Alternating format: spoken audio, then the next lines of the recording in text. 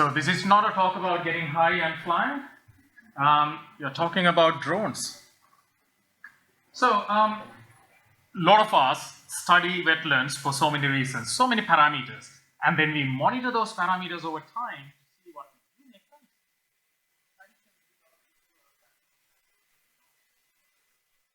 And then you have manned systems. So these are choppers and fixed wing flights with cameras and sensors attached that you can fly around. And then you have satellites way above.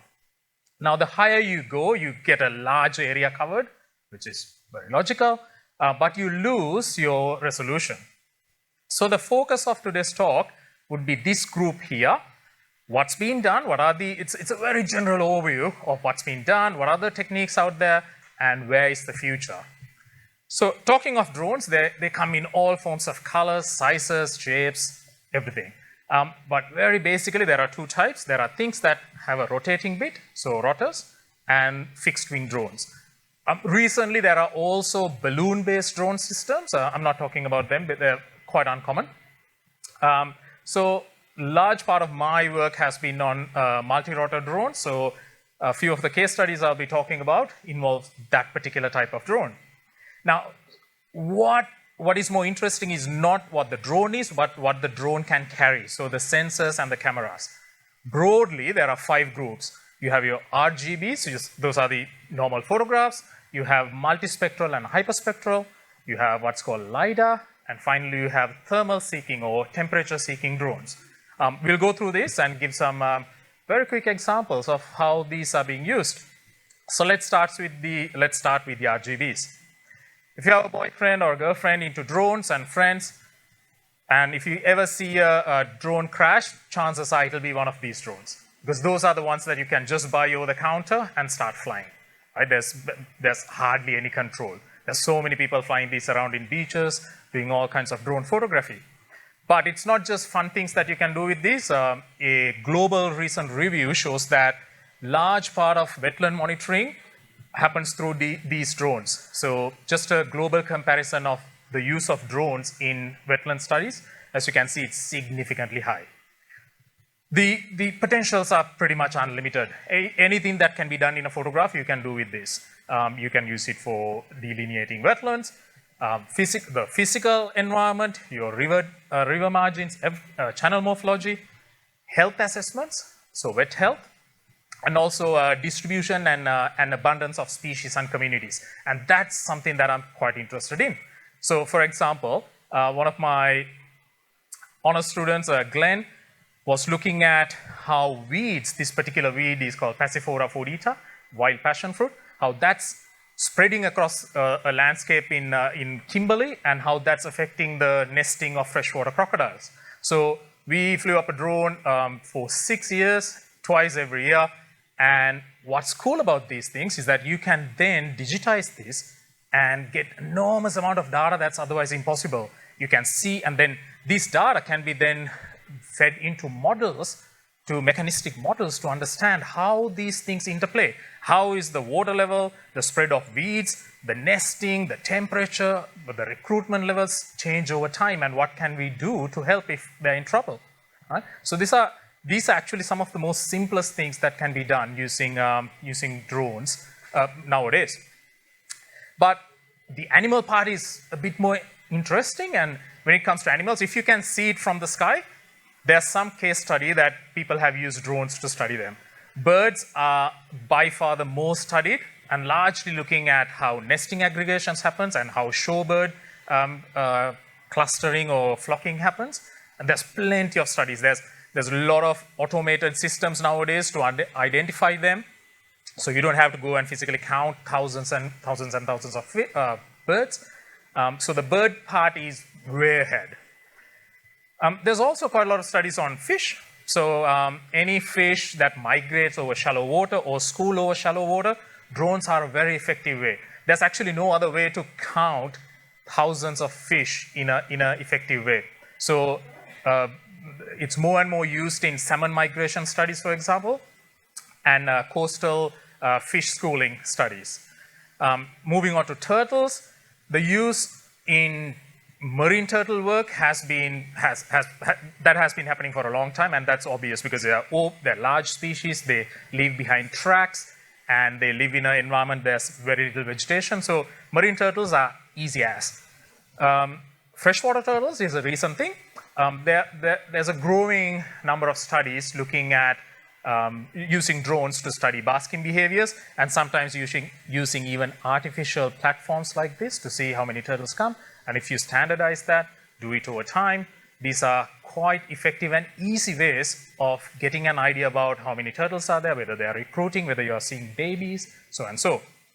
I love things that can kill me, so I've been studying crocodiles pretty much since my entire professional career.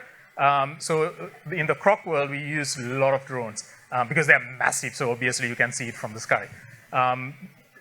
There's a study that we're part of in Kruger National Park in South Africa, where we used drones to even get size classes, so you can actually take very reasonable measurements from drone footage now. In South Africa, we're using them to see what species, because there's few species that, that aggregate together, how we differentiate species from drones. And nesting studies, there's quite a few studies at the moment happening in NT, looking at how these guys are nesting and whether we can pick them up from drones. Anyone know where this is? It's a beautiful part of central Kimberley. It's actually Vinjana Gorge in the in Leonard River system.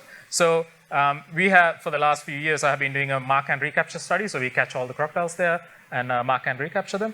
So more and more we have been using them to get an idea of how many we miss after a session, and it's a lot.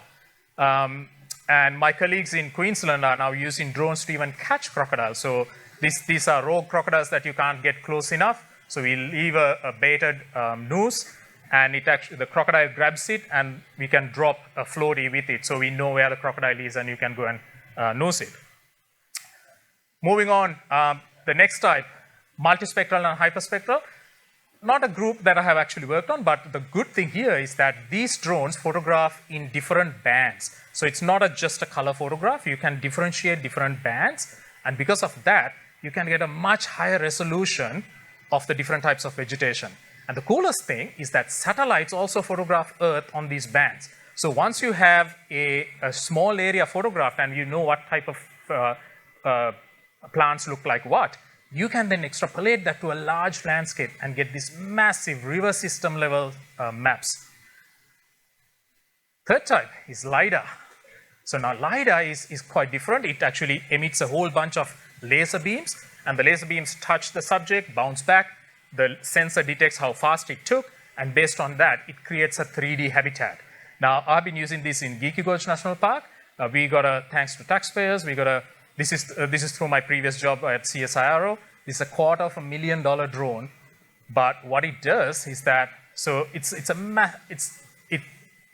maps the habitat in extreme detail. So I can fly it up.